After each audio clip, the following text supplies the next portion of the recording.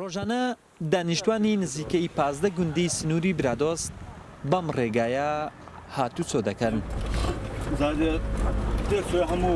ئەو ڕێگایەی گوندنشینانی ناچار کردووە بە ئۆتۆمبیلی دەبل ئەکسل هاتوچۆی پیادا بکەن.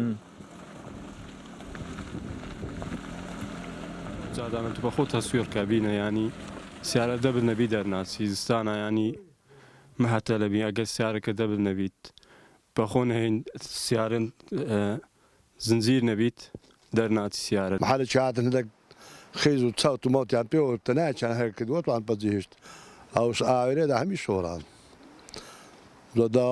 داواکارنەوەی لە حکوومەتی زادە و بانان و خۆش بکە و چاوی لە فەقیر وشارە بی.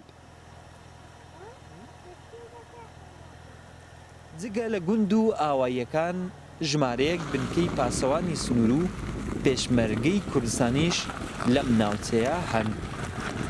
ڕۆژانەش بەم ڕێگایە هاتوچۆ دەکەن. خراپی ڕێگا و گرفتی گوندنشینان دەگەێنینە لایەنی پەیوەندیداری سنوورەکە.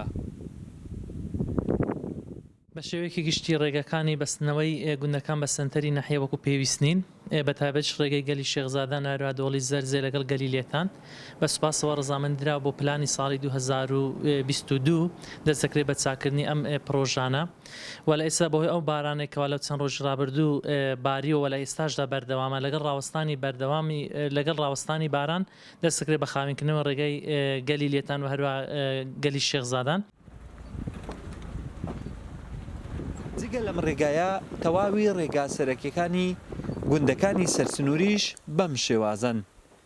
تەنها ڕێگای سەرەکی نێوان سۆران برادۆست و نێو سەنتەری ناحیەی سیدەکان قیرتاو کراون.